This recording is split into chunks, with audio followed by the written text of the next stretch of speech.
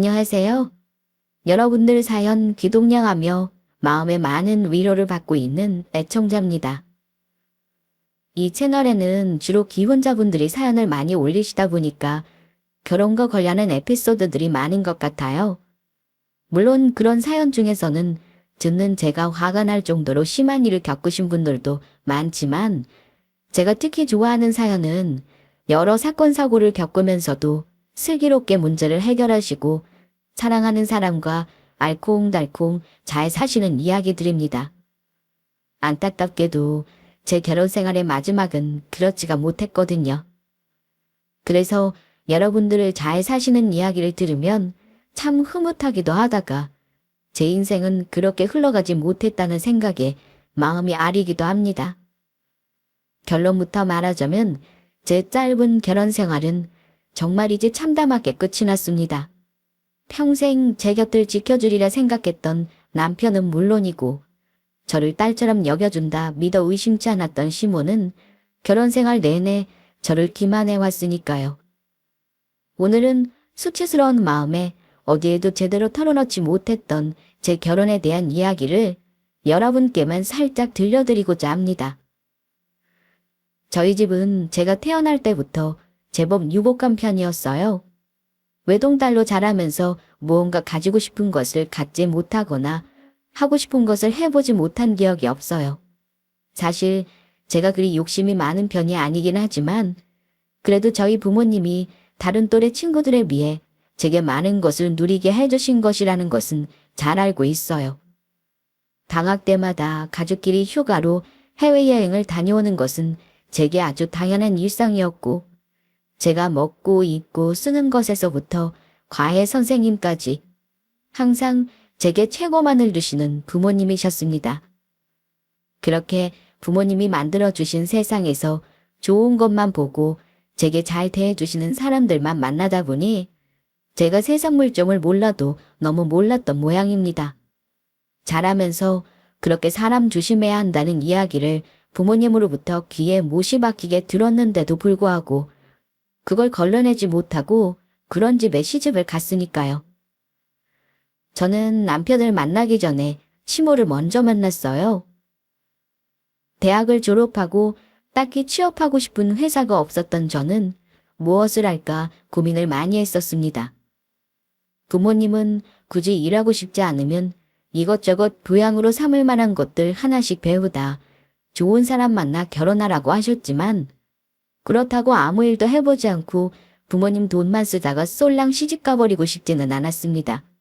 그러다 제가 좋아하는 게 뭘까 생각해보니 어릴 적부터 다도에 취미가 있어 전문가 선생님을 초빙해 다도를 배웠던 기억이 떠올랐어요. 커피보다는 평소에도 차를 즐겨 마시던 저였기에 전통 찻집에 관심이 생겼죠. 그건 역시 부모님 돈으로 시작하게 되었으니 팔자 좋게 부모님 돈으로 카페놀이를 했다고 생각하신다면 할 말은 없지만 그래도 제가 직접 일해서 돈을 벌어본 경험이 아예 전무했기에 많이 설레었습니다. 그저 좋은 차 잘 내리고 관리 잘해서 손님들께 선보이는 것이 전부인 줄 알았던 전통 찻집 일은 생각보다 손이 많이 가는 일이었습니다.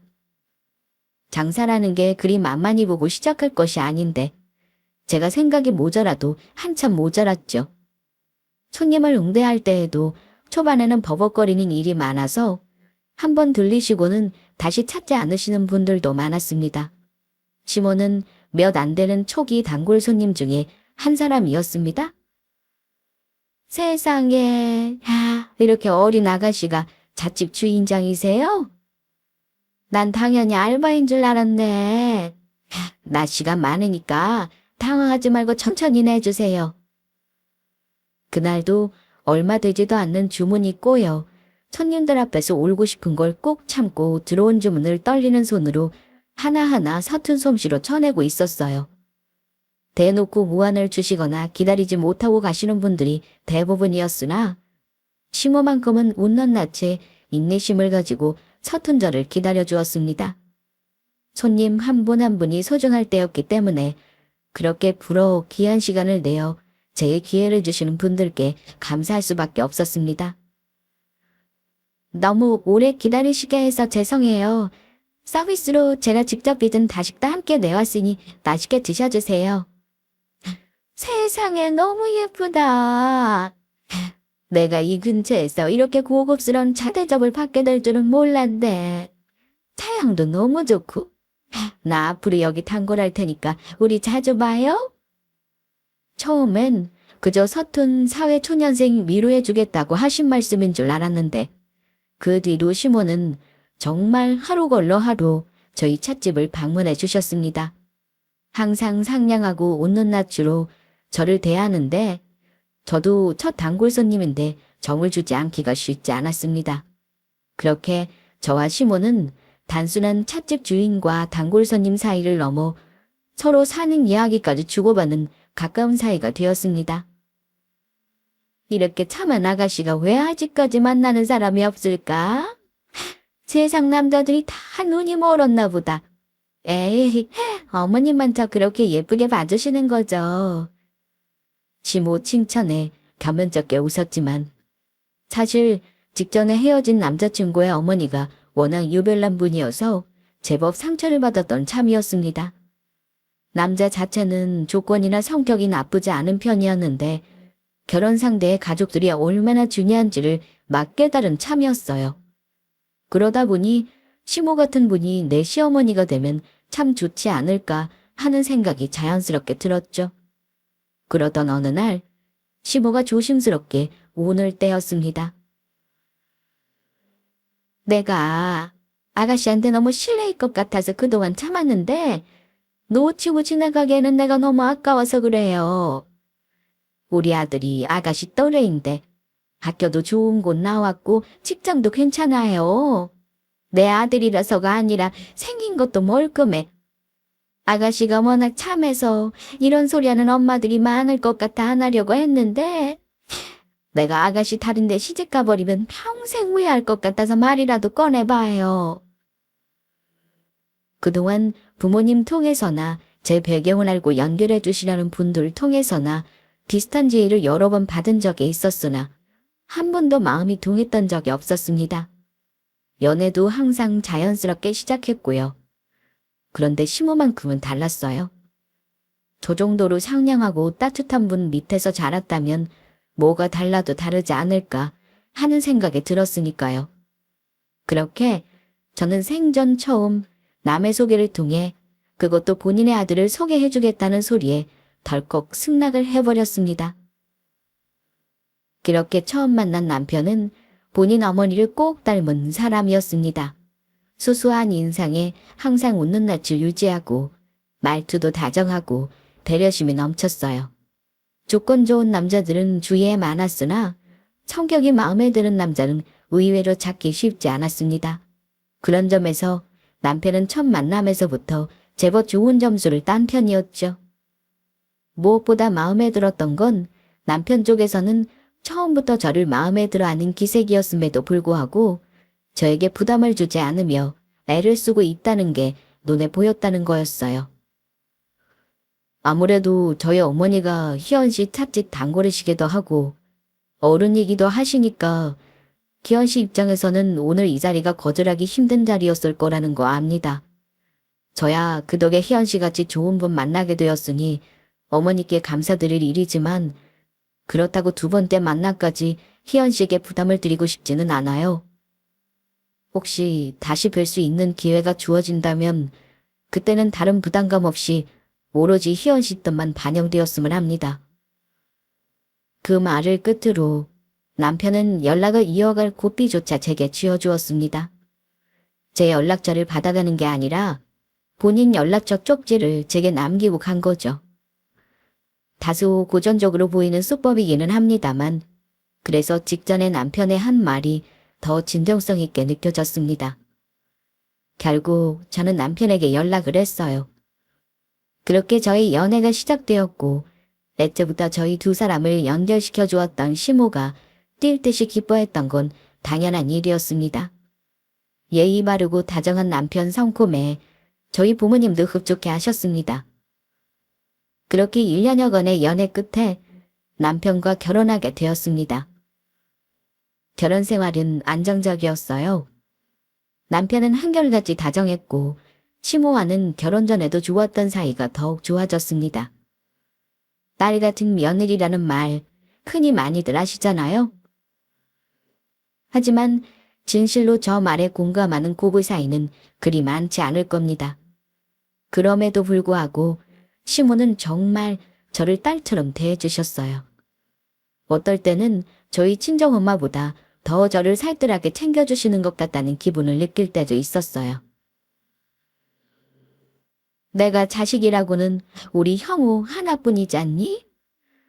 내가 저 아이 낳고 딸 하나 더 낳기를 그토록 희망했는데 내 팔자에는 딸이 없는 모양이든지 그러고 아이가 또 끊겼지.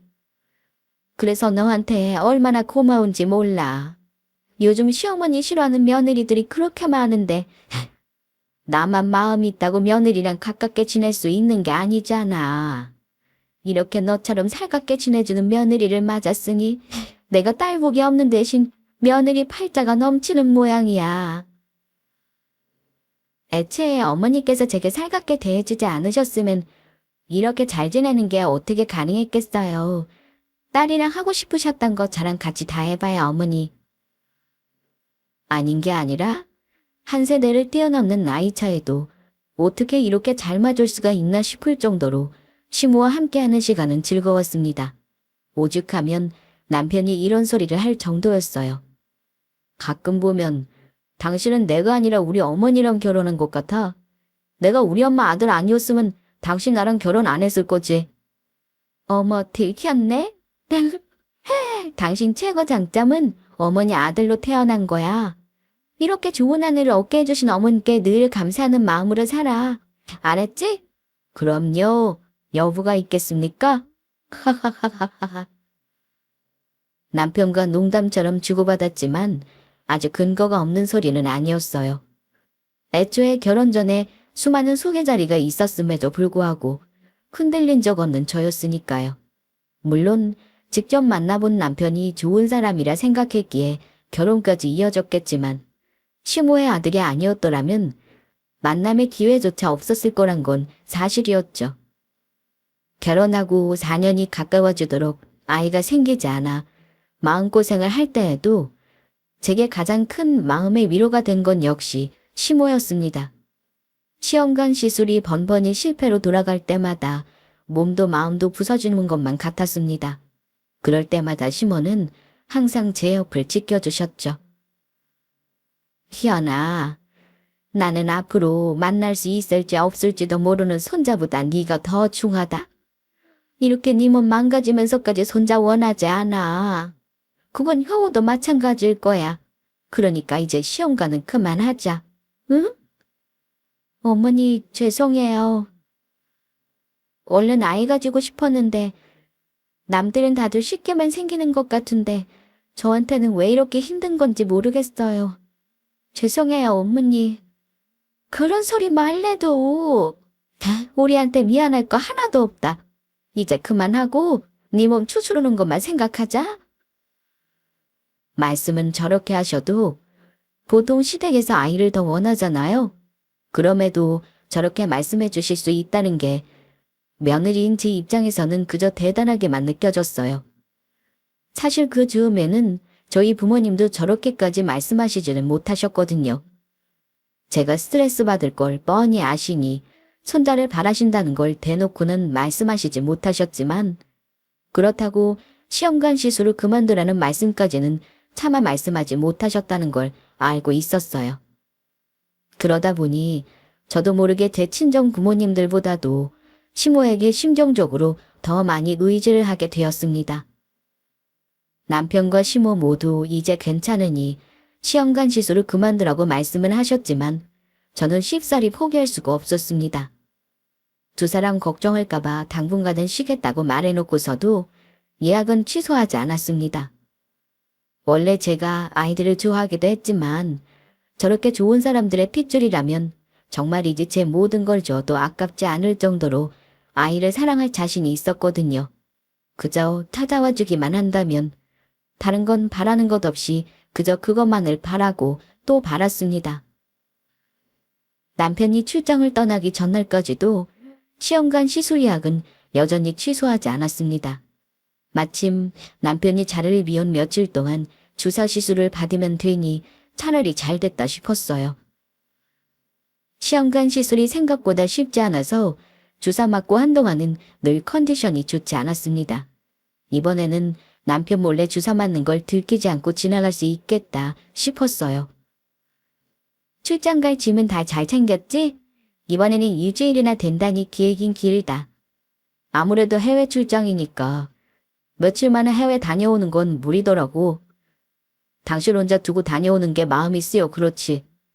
별게 다 마음 쓰인다. 덕분에 간만에 나도 휴가네. 당신 없는 동안 혼자 하고 싶었던 거 실컷 해야지. 어째 남편 집 나간다니까 반가워하는 것 같은데? 나 없을 때 도대체 뭘 하고 그렇게 재밌게 놀려고 그래? 서운하게. 반가워하긴 무슨. 가서 일이나 열심히 하고 건강하게 돌아오세요. 여느 때와 같이 농담을 주고받으며 여상하게 남편을 보낼 준비를 했습니다. 남편이 회사에서 물품 수출입 관련 해외 대응 업무를 주로 맡고 있어서 함께 사는 몇 년 동안 남편의 해외 출장 준비를 함께 해주는 건 아주 익숙한 일상이 되어 있었습니다. 한창 임신 문제로 스트레스를 많이 받았을 때는 남편이 자주 자리를 비우는 것이 반갑지 않았지만 이번만큼은 시기가 잘 맞아 떨어졌다고 생각했습니다. 그리고 평소 남편의 부재 시에는 항상 시모가 제 곁을 지켜주었기 때문에 그런대로 외로움을 이겨낼 수 있었습니다. 그런데 어머님, 이번에 새로 동호회 모임 드신 게 꽤 마음에 드시는 모양이야. 전에는 내가 그렇게 말려도 여기까지 나 챙겨주신다고 빼먹지 않고 오셨는데 요즘에는 좀 뜸하시잖아. 그치? 그런가? 나야 낮 시간대는 항상 회사에 있으니까.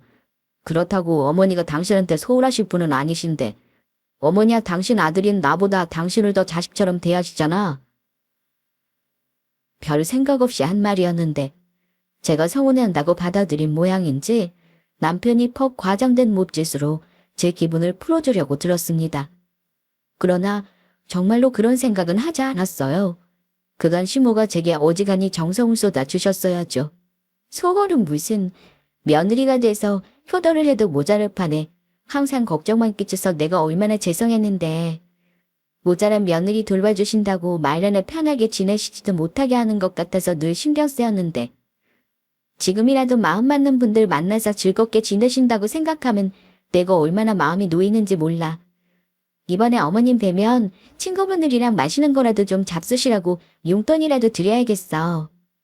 아, 설아. 당신이 준 용돈은 아까워서 손도 못 대는 양반한테 무슨. 챙겨도 내가 챙겨드릴 테니 그 돈은 나 없는 동안 당신 노는 데나 써. 벌써 결혼 4년이 넘어가는데 어쩜 이렇게 한결같이 말을 예쁘게 할 수 있을까 싶었습니다. 그때 시모의 제안을 수락하지 않았더라면 지금의 이런 행복도 누릴 일이 없었겠다 싶어 다시금 마음속으로 시모에게 감사했어요. 그게 제 인생을 지옥행 급행열차에 태워버린 줄은 그때까지는 꿈에도 몰랐지만요. 그렇게 남편의 출장을 떠나고 며칠 뒤 난임병원에 예약해둔 날이 되어 외출 준비를 서두르는 중이었습니다. 갑자기 모르는 번호로 전화가 걸려왔어요. 평소 같으면 저장하지 않은 번호는 잘 맞지 않는 편이지만 이상하게 그날은 그 전화를 꼭 받아야 할 것 같은 묘한 기분이 들었습니다. 여보세요? 금연 씨 되십니까? 경찰입니다. 경찰이라는 말에 용건을 듣지도 않았는데 뒷목이 쭈뼛해졌습니다. 저한테 경찰이 연락할 만한 일이라는 게 짐작이 가질 않았어요. 긴장해서 전화기를 쥔 손에 식은땀이 나더군요. 경찰이요? 경찰에서 무슨 일로 연락을 주셨을까요? 남편분이 주영우 씨 맞으시죠? 주영우 씨가 교통사고로 사망하셨습니다. 지금 땡땡병원 영안실에 안치되어 있는데 신원 확인이 필요해서요. 지금 바로 와주실 수 있겠습니까? 이게 도대체 뭔 소리래요? 지금 해외에 있어야 할 남편이 왜 집 근처 병원 영안실에 있다는 겁니까? 사망이라는 단어를 듣고도 그 무게감이 현실적으로 느껴지지 않아서 남편이 죽었다는 사실조차 머리에 인식이 되질 않았습니다. 저는 떨리는 목소리로 되물었어요. 저희 남편 지금 해외 출장 갔어요. 아무래도 뭔가 착오가 있었던 것 같은데 확인을 다시 한번 해보셔야 할 것 같아요. 그 사람 저희 남편 아니에요. 그럴 리가 없어요. 제가 있는 힘껏 사실을 부정하느라 용을 쓰고 있는데 경찰이 잠시 말이 없더군요. 얼핏 한숨을 쉬는 소리를 들은 것도 같았습니다. 그러더니 묵직한 목소리가 다시 들려왔어요. 이미 신분증이나 휴대폰 등으로 신원로 확정이 된 상태입니다. 이런 일에는 가족 확인 절차가 필요해서 연락드린 거예요. 갑작스러운 소식에 많이 놀라셨을 거라는 건 이해하지만 앞으로 지내야 할 일들이 많으니 나와주셨으면 합니다. 마치 저를 어르는 듯한 태도였습니다. 그제야 사태의 무게가 조금씩 실감나기 시작한 저는 온몸을 벌벌 떨기 시작했습니다. 형용할 수 없는 거대한 공포가 저를 집어삼키는 것만 같았습니다. 그렇게 저는 불이 나게 병원으로 달려갔어요. 손이 떨려 도저히 운전대를 잡을 수가 없어서 미친 사람처럼 택시를 잡아타고 가는 와중에도 속으로는 이건 현실이 아니다. 절대 있을 수 없는 일이라 중얼대면서 뭔가 잘못 알려진 일이기를 빌고 또 빌었습니다. 병원에 도착하자마자 경찰이 누구인지 단박에 알아볼 수 있었습니다. 그쪽 역시 마찬가지인 것 같았어요. 제 꼴이 말이 아니었을 테니까요. 제가 김희연입니다.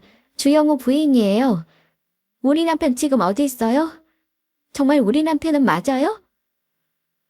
진정하시고 곧 오기로 하셨으니 함께 내려가시면. 경찰이 말을 마치기도 전에 병원 문을 박차고 시모가 뛰어들어왔습니다. 아마 제게 연락한 바로 직후에 시모에게도 연락이 간 모양이었어요.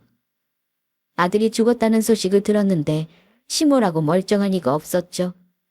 평소에 단정한 모습은 온데간데 없고 머리가 산발이 되고 옷까지도 엉망진창인 시모가 저희를 보고 곧장 달려왔습니다. 아이고 선생님, 도대체 이게 무슨 일입니까? 우리 영우가 사고를 당하다니요. 뭔가 착오가 있었을 거예요. 그럴 리가 없어요. 저는 눈에 보이지도 않는지 시모와 경찰을 붙들고는 소리를 질렀어요. 저러다 시모가 쓰러지는 건 아닌가 싶어 그 정신없는 와중에도 시모 걱정이 되더군요. 그런데 저를 붙든 시모를 떼어내는 경찰 표정이 심상치 않았습니다. 금세 표정을 갈무리하기는 했으나 그건 명백한 혐오감이었어요. 뭔가 석연찮은 기분이 강하게 들었으나 다른 생각을 길게 할 수 있는 상황이 아니었습니다. 시모와 저는 경찰의 뒤를 따라 영안실로 들어갔습니다. 영안실이 얼마나 소름 끼치게 서늘한지 저는 그날 처음 알았습니다. 머리로는 남편일 리가 없다고 대뇌이고 또 대뇌이면서도 가슴으로는 저 추운 곳에 남편이 누워있을지도 모른다고 생각하니 정신을 붙들고 있기가 너무나 힘이 들었습니다. 저도 모르게 옆에 있는 시모 손을 꼭 잡았는데 정신이 나간 것처럼 보이던 시모가 제 손길에 흠칫 놀라더니 저도 모르게 손을 팍 쳐내더군요. 시모답지 않은 행동에 제가 더 놀랐으나 상황이 상황인 만큼 시모 역시 제정신이 아닐 거라고 생각했습니다. 그렇게 시신을 덮은 하얀 천이 들어올려지는 순간 저와 시모가 동시에 바닥에 털썩 주저앉았습니다. 여보야, 내 새끼, 내가 왜 여기 누워있어? 여보, 여보 일어나.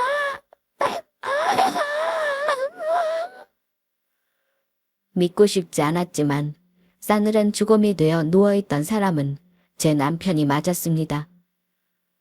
며칠 전까지만 하더라도 평소처럼 나와 농담을 주고받으며 집을 나섰던 사람이 도대체 이게 어찌된 일이란 말입니까? 이건 일어나서는 안 되는 일이었어요. 있을 수 없는 일이었습니다. 대체 어떻게 이런 일이 일어나게 된 건지 도무지 받아들일 수가 없어서 저는 악을 쓰고 또 썼습니다. 시모와 저를 한동안 바라보던 경찰이 드디어 사건에 대해 설명하기 시작했어요. 주영우 씨가 인근 유원지 근처 숙박업소에서 나오던 길에 맞은편에 달려오던 음주운전 차량과 충돌해 그 자리에서 즉사하셨습니다. 함께 있던 동승자 역시 즉사하셨고요. 가해자인 음주운전자도 사건 당시 중태였으나 병원에 이송된 직후 사망하였고요. 자세한 건 좀 더 조사를 진행해봐야 하겠지만 주영우 씨나 동승자는 사고 당시 음주를 하지 않은 것으로 보여 아마 상대편 과실이 큰 것으로 결론 날 것 같습니다. 그러니까 해외 출장을 가 있어야 할 사람이 난데없이 집 근처 숙박업소에서 나오다 음주운전 차량에 치여 지금 이 꼴이 되었다는 소리입니까? 경찰의 입에서 나온 말 중 그 무엇 하나 이해가 가질 않아 저는 경찰을 붙들고 물었습니다. 대체 지금 그게 무슨 말씀이세요? 우리 남편 해외 출장 갔는데 갑자기 집 근처 숙박업소는 왜 가고 동승자는 또 무슨 소리인데요? 그리고 음주운전이라뇨? 지금 제 남편을 술 처먹고 운전한 인간 때문에 첫꼴이 되었다는 거예요.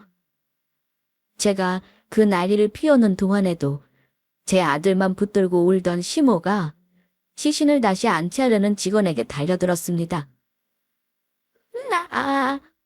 너뭔데 내 아들을 뺏어가려고 해. 내 아들 내놔. 내 아들 내놔. 사람 하나 너끈히 찢어 죽일 듯한 기세에 경황이 없는 와중에도 경찰과 제가 시모를 붙들었습니다. 어머니 정신 차리세요. 어머니. 안 돼. 이럴 수는 없어. 내 새끼 이렇게 부릴 수는 없어.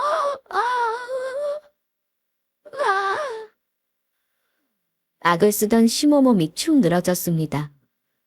아들을 잃은 충격을 이기지 못하고 그만 졸도한 거였습니다. 남편에 이어 제가 보고 있는데 시모까지 쓰러지자 저는 무서워서 어쩔 줄을 몰라 했습니다.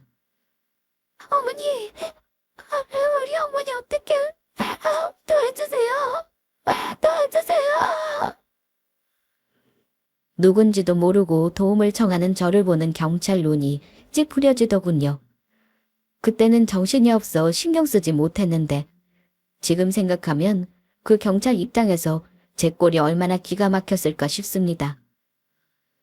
그렇게 시모를 근처에 가까이 뉘이자 경찰이 아까 난리통에 끝마치지 못한 설명을 이어서 했습니다.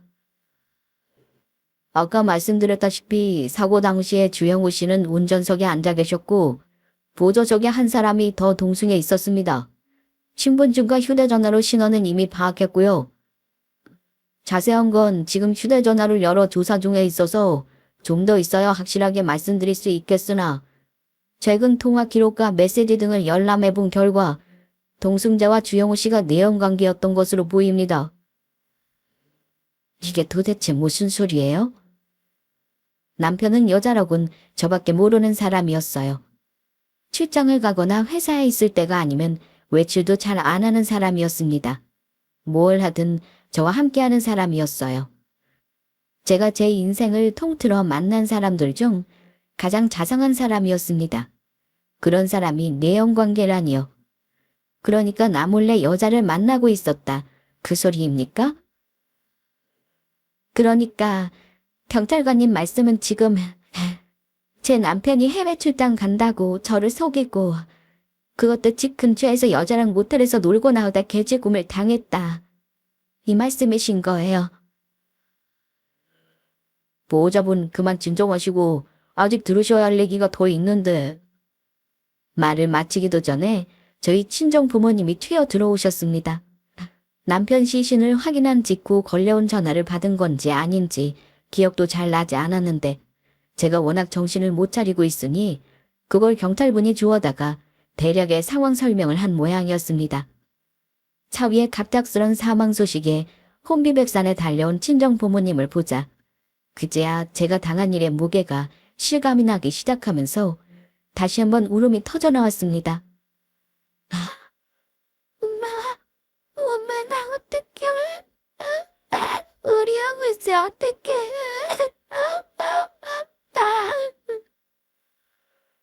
아이고, 내 새끼. 아이고, 이연아. 그렇게 친정 부모님을 껴안고 또 한참을 오열했습니다. 그 탓에 차마 전할 말을 다 전하지 못한 경찰분 표정이 난감해졌습니다. 젊은 나이에 남편을 잃고 과부가 된 딸이 가엾어 가슴을 치시던 친정 부모님은 남편이 내연녀와 함께 모텔을 나서다 음주운전 사고로 당했다는 말을 듣자 그만 눈이 횟가닥 뒤집혀 버렸습니다. 여자라니, 지금 너한테 출장 간다고 속이고 여자랑 뒹굴다 주서방이 척골이 났다는 거야? 주서방은 무슨 감히 내 딸을 기만하고 바람을 피워? 또 들을 곳도 없다. 너 여기 더 있을 거 없어? 우리랑 같이 가자. 그때 간신히 정신을 차린 시모가 기척기척 걸어 나왔습니다. 친정어머니가 눈이 뒤집혀서는 소리를 질렀어요. 당신 아들이 바람 피우다 사고 났다는 거 알고는 있어요? 사돈도 알았던 거 아니에요? 남의 집 귀한 딸 과부 맞는 것도 모자라 외도까지 해. 그 말을 듣는 시모도 제정신은 아닌 상태였습니다. 어찌되었든 방금 하나뿐인 아들을 잃은 어머님 아닙니까? 내 아들한테 뭐라고 하지 마. 불쌍한 내 아들. 억울해서 아직 떠나지도 못했을 내 아들한테 험한 소리 들으면 어떡해? 아이고 여우야, 여우야.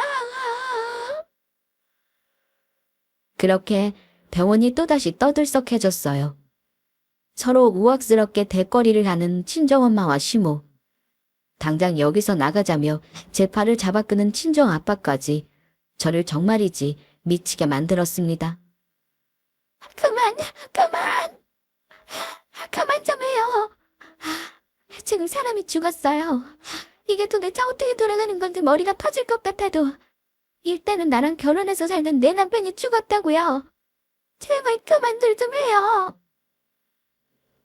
제가 주저앉아 오열하자 그제야 소동이 잦아들었습니다. 나를 기만하고 외도를 저질렀다는 남편에 대한 분노와 제게 한없이 다정했던 남편을 잃었다는 상실감이 뒤죽박죽이 되어 이성적인 판단을 내릴 수가 없었습니다. 그렇게 저는 저를 속이고 상간녀와 한날 한시에 떠난 남편의 장례식장을 지키게 되었습니다.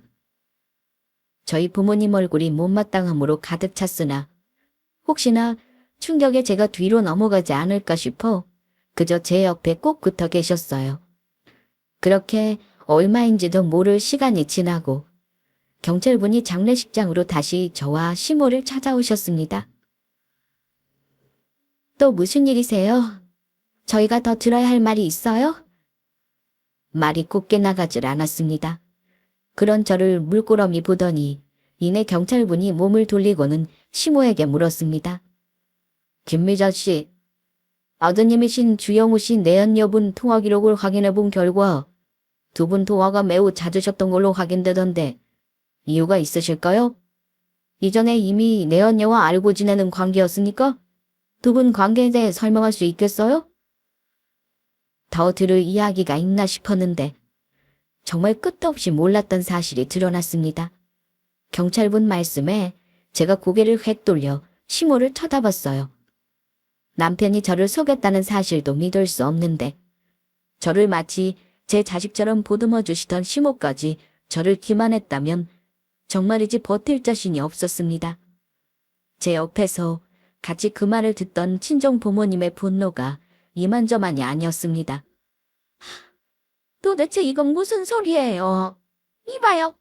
당신 정말 당신 아들 내언녀랑 알고 지내던 사이야. 그동안 연락까지 주고받았고? 그럼 당연히 그놈이 바람 피우는 것도 알았겠네. 야, 너 대답 똑바로 안 해? 친정엄마가 시모를 잡아주길 듯 추궁하는데도 시모가 대꾸를 못했습니다. 어머니가 대답해 보세요. 정말 세 사람이 전부 알고 지내던 사이예요? 저 몰래 제 뒤에서 연락까지 주고받고? 왜 말씀을 못하세요, 어머니? 물론 나는 아무것도 몰라. 다들 나한테 왜 이래? 우리 여고 보낸 것도 모자라서 다들 왜 이렇게 나를 괴롭히는 거야? 대답은 않고 몸서리치며 눈물만 줄줄 흘리는 시모를 보고 그만 맥이 탁 풀려버렸습니다. 제가 그동안 저를 저 자신보다 더 아껴준다고 믿었던 저 두 사람은 대체 어떤 사람들이었을까요? 제가 믿고 살았던 모든 것이 한순간에 무너져 내리는 기분이었습니다. 그 와중에 눈에 들어오는 남편 영정사진을 보니 순간 그 공간을 견딜 수가 없어졌어요. 저는 무작정 장례식장에서 뛰쳐나와 밖으로 빠져나왔습니다. 그렇게 한참 헉헉 숨을 고르고 있는데 캔뚜껑을 딴 음료 하나가 제 손에 쥐어졌어요. 경찰분이셨습니다. 감히 제가 김희연 씨 기분을 다 헤아릴 수는 없겠지만 감당하기 힘든 일이라는 건 압니다. 하지만 김희연 씨께서 반드시 들어야만 하는 이야기가 있어요.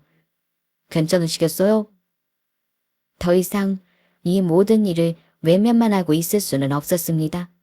저는 벌벌 떨리는 손으로 음료를 꿀꺽 마시고는 드디어 고개를 끄덕였습니다.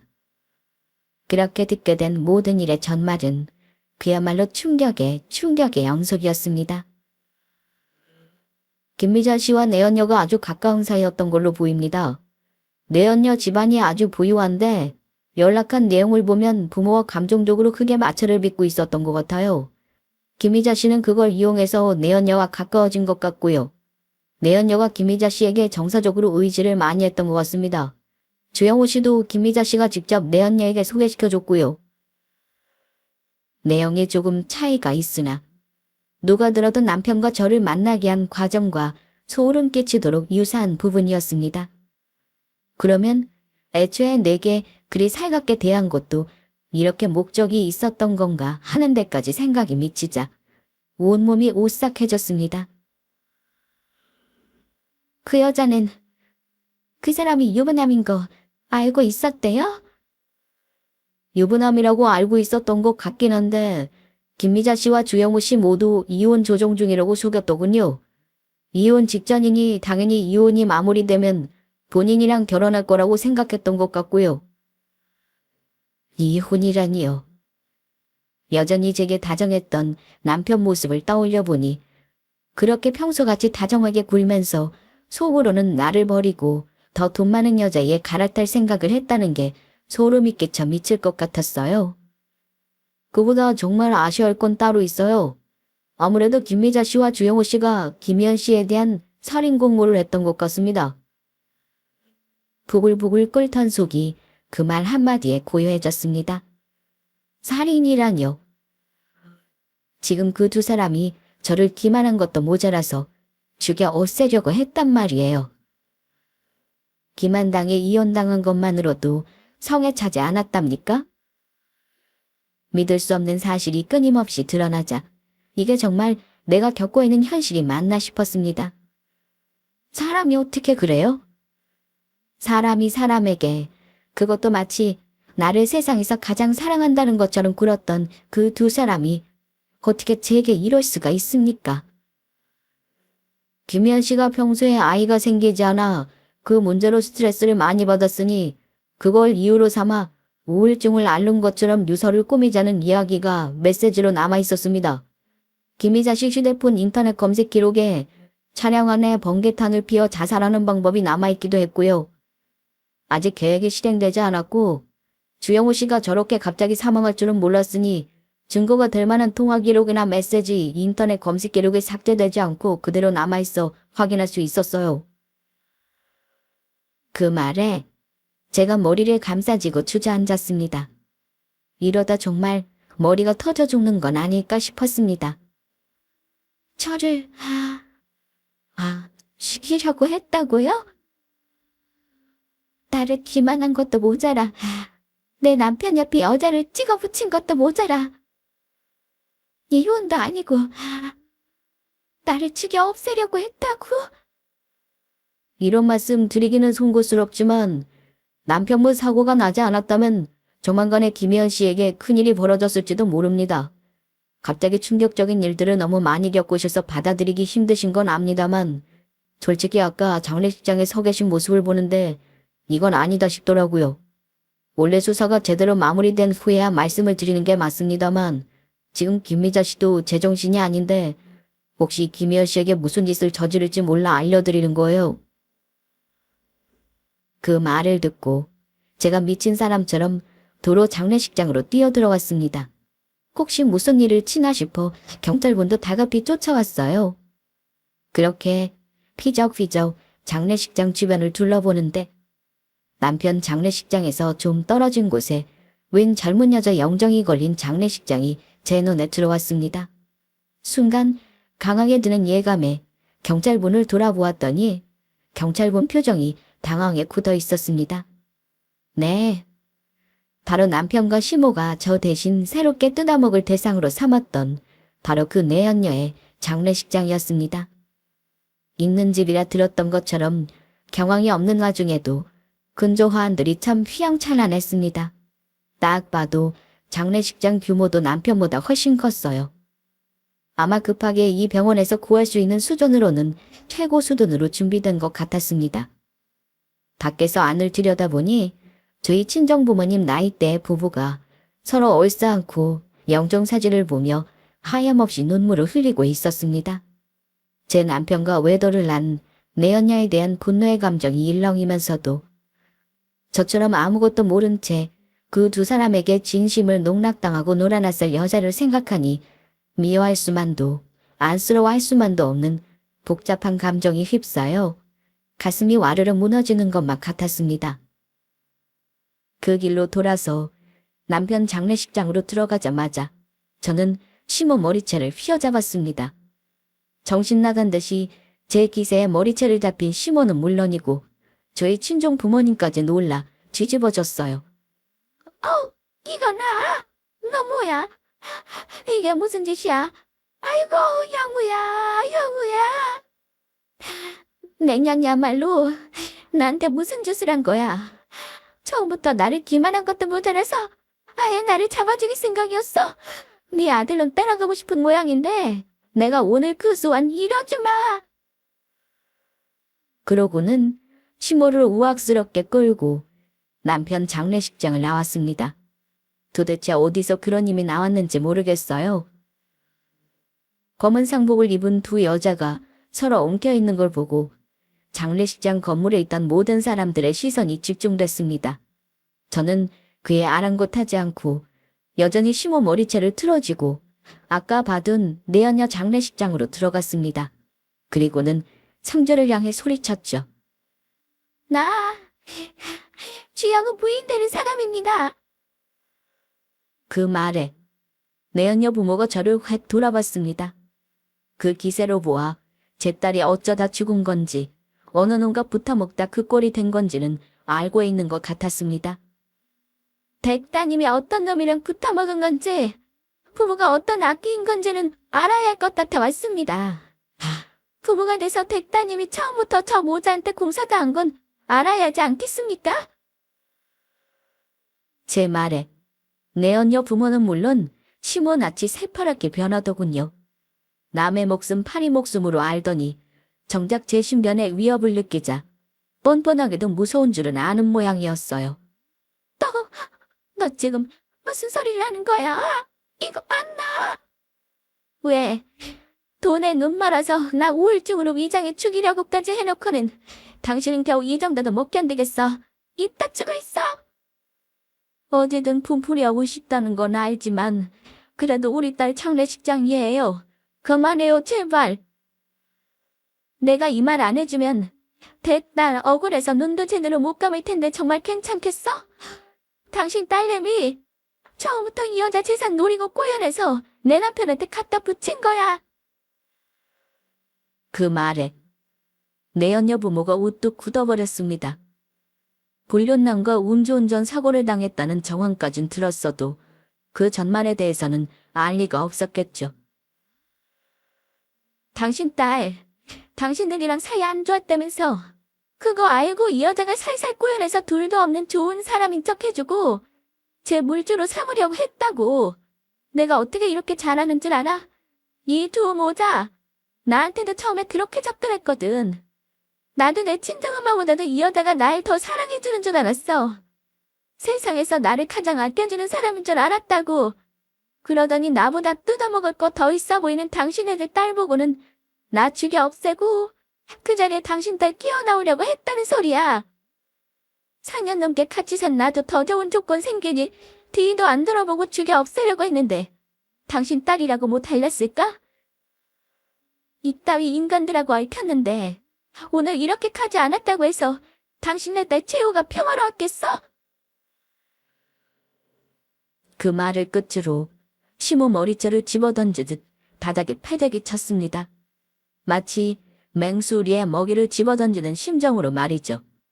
제 말을 듣고 내언녀 부모의 숨이 가빠지더니 이내 바닥에 내동댕이 쳐진 시모에게 달려들었습니다. 이 찢어지게 하네. 날 귀한 딸을 쳐다보기도 아까운 내 딸을 썩이고 죽게 만들어 네 년이 내 딸을 죽인 거야.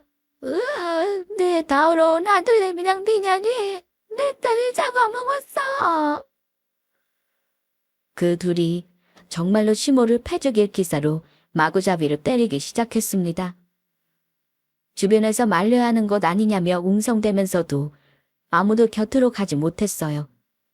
방금 제가 한 말이 장례식장을 쩌렁쩌렁 울렸는데 사정 모르는 사람도 없을 뿐더러 내언녀 부모의 살기에 어찌할 도리가 없었죠.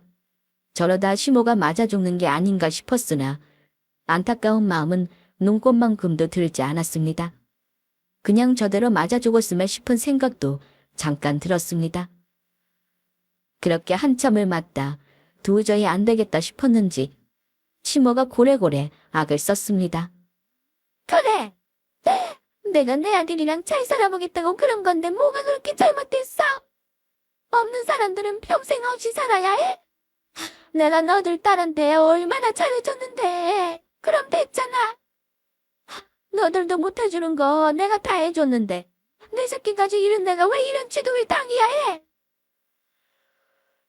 그 말이 내언녀 부모의 분노에 불을 당겼습니다. 잠시 소강 상태였던 폭행이 다시 무자비하게 자행되자 결국 경찰분이 나서 단신이 셋을 뜯어놓았습니다. 생각해보니 이렇게 맞아 죽는 건 한 짓에 미에 너무 곱게 가는 거겠지?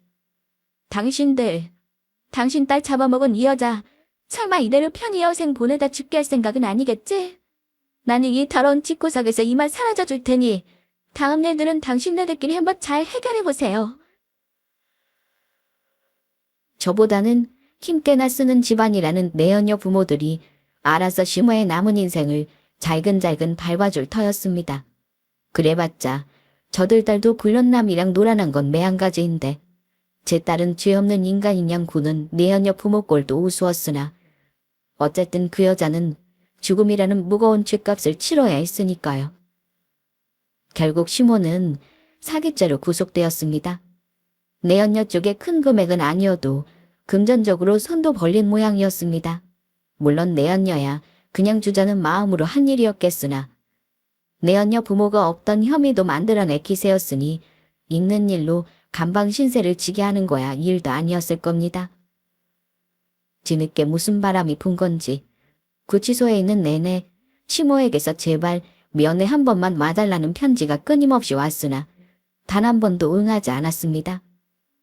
시모의 교도소 생활도 결코 편치 않았을 겁니다.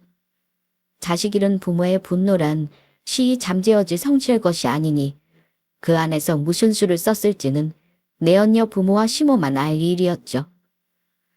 그렇게 저는 저를 기만한 시모와 죽은 남편을 제 인생에서 완전히 도려냈습니다. 겪은 일이 일이다 보니 마음을 온전히 회복하는 것이 쉽지는 않았습니다. 저는 친정집으로 완전히 거처를 옮겨 저희 친정 엄마 아빠의 살뜰한 보살핌을 받으며 차차 마음을 회복해 갔습니다. 지금은 가끔은 정말 그 일련의 사건들이 다 제가 겪은 일이 맞나 싶을 정도로 상처가 희미해졌어요. 가끔 이 채널 사연이나 텔레비전을 보며 웃기도 하는 제 모습을 보면서 비로소 부모님도 마음을 좀 놓으신 것 같아요. 다른 사람이 평생 접하기도 힘든 험한 일을 겪었으니 그 생채기가 완전히 가시지 않겠지만 그럼에도 제 인생은 여전히 흘러갈 겁니다. 이렇게 제 결혼 이야기는 마무리되었습니다. 꺼내기 전에는 쉽지 않은 이야기를 생각했는데 털어놓으니 한결 후련하네요. 무거운 이야기 덜어내 주셔서 감사드립니다.